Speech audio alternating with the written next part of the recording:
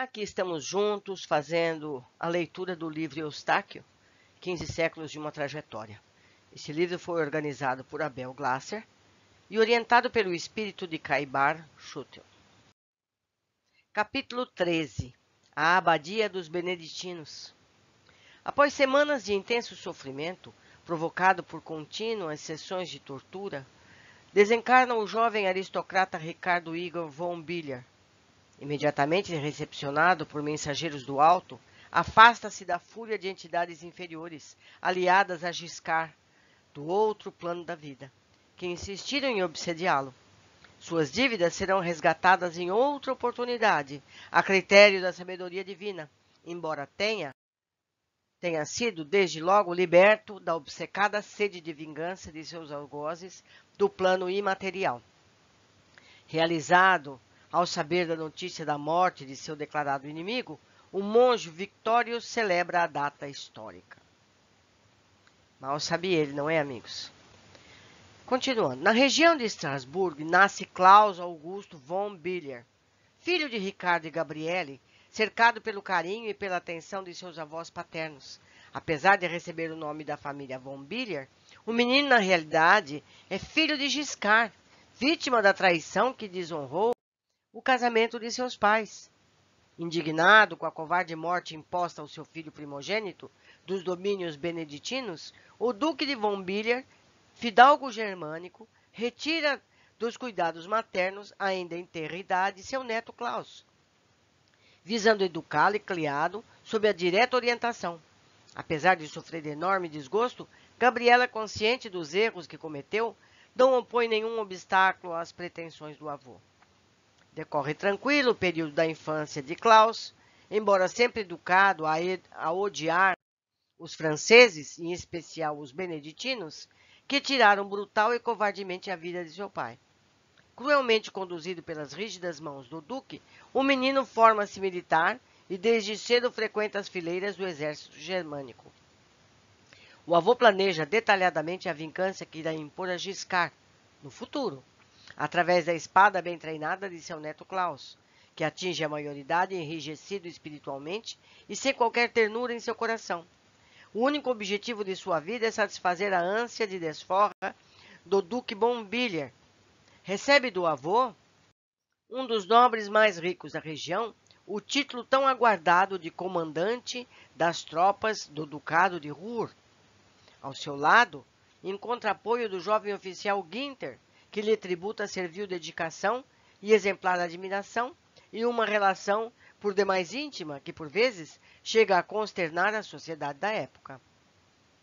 Informado pelo avô do destino de Giscard, agora prior dos beneditinos, sediado em Lyon, o rapaz dá início ao plano traçado há muitos anos e começa a investir contra as abadias francesas, que fazem fronteira com suas terras, de modo a enfraquecer a ordem e aos poucos causar temor no seu inimigo fidalgo. Saqueando e queimando as fortalezas beneditinas, Klaus começa a entresilhar a poderosa malha de influências criadas por Victorius em toda a França, a fim de sustentar a sua limitada ambição. Entronizado em seu posto, o conde d'Antoine ignora por completo os primeiros ataques contra a sua organização. Recuperando seu prestígio, Giscard, no ano de 816, após tantas vidas destruídas e glórias conquistadas ao sabor de torpes manipulações políticas, torna-se bispo de Lyon, ampliando consideravelmente seu poder e mando, deixando em seu lugar, na liderança, os beneditinos, o fiel seguidor, Gouraud, que adota o nome de Paulus. Em um magnífico templo, cujas paredes são adornadas com ricas obras de arte e seus móveis ostentam finas e valiosas peças de ouro e prata, incrustadas com reluzentes pedras preciosas, encontra-se a sede do bispado da cidade de Lyon, residência oficial de Victorius. Seus aposentos privativos situam-se entre os mais luxuosos de toda a aristocracia francesa, pois une a arte sacra ao refinado gosto pessoal de Giscard, que lembramos aqui que é o nosso personagem principal, Eustáquio. Continuando, do alto de um tablado, cuidadosamente disposto para abrigar a mesa suntuosa do bispo, está Victórios, impassível e mecânico ao despachar suas ordens para todos os serviçais. Encontro-me hoje particularmente feliz, meu caro Simvral. E poderíamos saber o motivo de tão singular e augusto momento de descontração de vossa reverência? Chegam-me notícias da Itália. Soube que minha vingança saciou-se. 2 traidoras do passado terminaram suas existências e devem ser acolhidas pela misericórdia divina. Morreram, Simvral, Caroline e Constance. A primeira, pobrezinha, vítima de tuberculose. A outra, vítima de sua própria incúria. Risos. Estático e apenas apreciando o regozijo do bispo, o serviçal abaixa a cabeça condescendente. Subitamente, mudando de assunto, Victórios exige que lhe sejam trazidas as contas do bispado, enquanto faz a habitual conferência de seus ganhos. Recebe a visita de um dos guardas, que lhe anuncia a presença de uma senhora idosa, dizendo-se ser sua mãe, mãe de Eustáquio, mãe de Victórios, Madame de Busson. Intranquilo, Victórios manda-a entrar. O que quereis aqui, senhora? Já não vos alertei que não desejo contato algum e que não sois bem-vinda nesse bispado? Continuas cruel, Giscard. Apesar de não suportares a ideia, continue sendo tua verdadeira mãe. Já esqueceste que fosse adotado, quando pequeno, pelo Duque d'Antoine? Não és um autêntico nobre, do mesmo modo que finges ser sacerdote. Viestes aqui para humilhar-me? Se é isso que desejais, eu vos expulsarei daqui sem pestanejar. És mesmo capaz de fazê-lo. O meu erro do passado, vendendo-te ao Duque d'Antoine, cuja esposa parecia não poder ter filhos, será por mim suportado pelo resto de meus dias. Entretanto, venho à tua presença para exigir-te que cesses a contenda com teu irmão, o bispo de Orleans. Não posso vê-los disputando o amor de uma mundana e que os levará à morte. Esse meu embusteiro irmão nada significa para mim. Considero-me filho legítimo do Duque d'Antoine. Pouco me importa o que achais a vosso respeito. O bispo de Orleans é vosso filho, Madame de Busson. Portanto, vossa responsabilidade. Enquanto ele atravessar o meu caminho, estarei disposto a destruí-lo. Nada será capaz de impedir-me, nem mesmo os vossos pedidos. Sugiro-vos que saia e não mais tornes à minha frente. Não vos considero minha mãe, nem nunca o farei. Desconsolada, ela deixa o bispado e por alguns momentos relembra o seu passado comprometedor. Madame de Busson teve 2 filhos, Giscard e Marcel. O primogênito, ainda em tenra idade, foi vendido ao Duque d'Antoine, o que perdera o seu primeiro filho logo após o parto da esposa. Advertido pelos médicos a respeito do risco de outra gravidez da duquesa, resolveu substituir a criança pelo pequeno Giscard. A ambiciosa senhora de Busson, governanta da casa dos Antoine, concordou em vender por vultosa quantia o seu primeiro filho, também recém-nascido e cujo pai era ignorado. Após a transação, a mulher desapareceu, conforme havia combinado, nunca mais surgindo na vida do poderoso duque. Em Orleans, para onde dirigiu-se, teve outro filho, Marcel, que jamais se conformou quando soube do que acontecera no passado. Não admitia ser pobre e plebeu, enquanto seu irmão Giscard deleitava-se sob a proteção do duque. Os irmãos de Bussons cresceram separados, e com a morte do Duque d'Antoine, lendo uma carta por ele deixada, Giscard tomou conhecimento de sua real condição. Sem abalar-se pela revelação, continuou cuidando com as mãos de ferir dos negócios da família e herdou como duque e desejou a maior parte da fortuna dos Antoine. Em Orleans, sentindo-se desprezado pelo irmão rico e poderoso, Marcel jurou-lhe vingança e ascendeu na carreira eclesiástica, única possível de sua miserável condição social. Após muitos anos de disputa, enquanto Marcel tornava-se bispo de Orleans, Giscard ocupava o bispado de Lyon. Iniciava-se uma guerra surda entre ambos, mormente porque interessam-se pela mesma ferina mulher, Franchise, filha do Duque de Orleans. Olha lá os bispos têm mulheres, veja só que absurdo. Até parece que a igreja permitia isso. A mãe Senhora de Bussons, inconformada com a disputa entre ambos, sentindo-se culpada, vez ou outra procurava os filhos, pedindo-lhes uma trégua. Não lhes facilita a vida o ambicioso, obstinado Duprat, que permitiu o contato de sua filha Françoise com os dois prelados, visto que poupudas quantias conseguia com isso amealhar, fomentando dia após dia as forças do ódio que movem a guerra sentimental travada entre os dois adversários. Enriquece-se ainda mais o degenerado Duque de Orleans. Sua filha, não menos leviana, diverte-se e divide-se entre os irmãos Giscard e Marcel, cultivando intrigas e aumentando a disputa entre os bispados. Almejando o cardinalato em Roma, Giscard exige uma definição de Françoise. Não há mais possibilidade de jogo duplo, minha querida.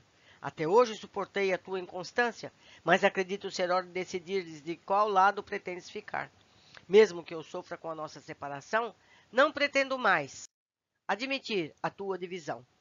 Deverás escolher entre mim e o bispo de Orleans.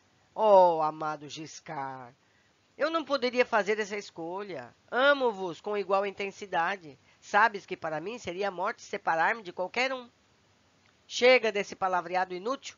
Tens uma semana para fazer a tua escolha. Não só o bispo de Lyon demanda uma solução ao conflito amoroso, pois Marcel está igualmente interessado em tornar-se cardeal, ambos sabem que, nesse delicado momento de ascensão, qualquer deslize poderá ser fatal. Numa pendência, poderá permanecer entre os bispados, nem mesmo Franchise.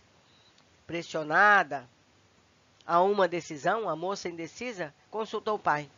O Duque de Orleans, sabendo da investida de Klaus von Biller contra as abadias controladas por Giscard, opta pelo bispo de Orleans, acreditando que em breve o bispo de Lyon estará derrotado.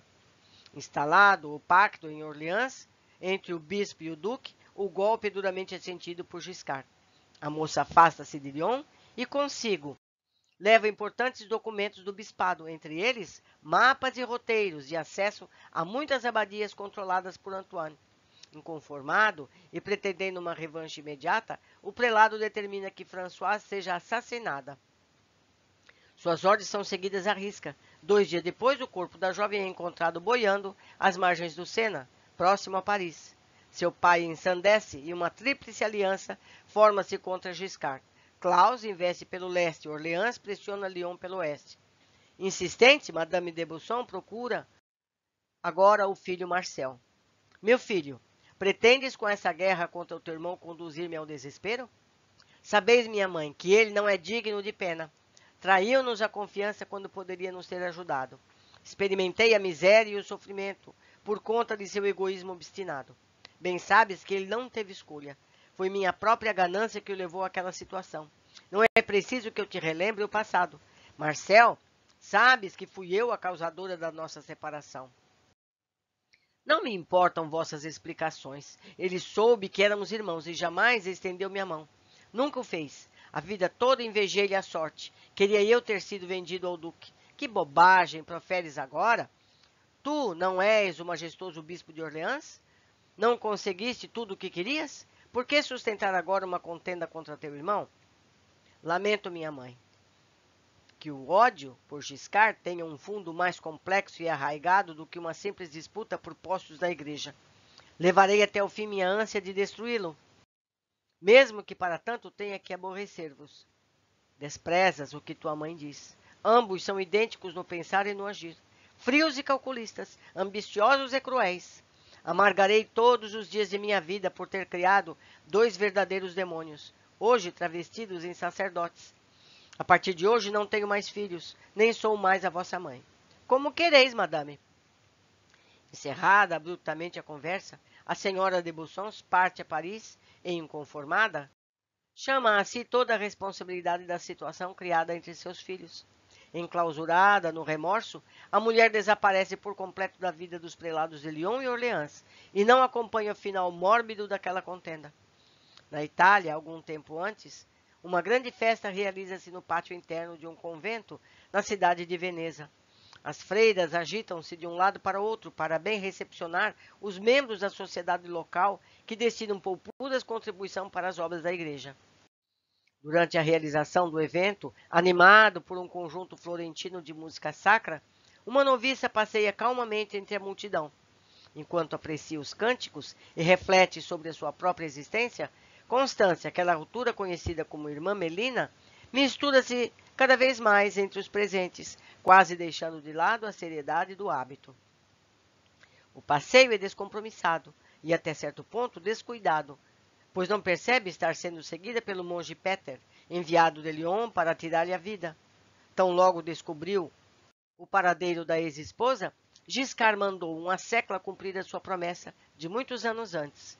Em fatal proximidade, subitamente um punhal ergue-se no ar e, brandindo o ódio mandatário do seu senhor, fecha para sempre os olhos da bela Constância.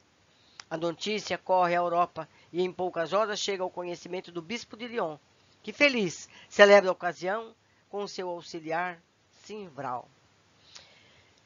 Meus amigos, quando ele era um pobre coitado, não era assassino. E agora ele comete todo o tipo de crime. Não é verdade? Desde a tortura, o assassinato e tudo mais. Então a gente entende muitas situações que ocorrem ao nosso redor de pobreza e miséria. Sabemos agora que se trata de uma vacina. A pessoa que não tem posses, que não tem como ascender na sociedade, está, de certo modo, livre desse tipo de coisa. Mas precisamos meditar mais, precisamos pensar mais a respeito.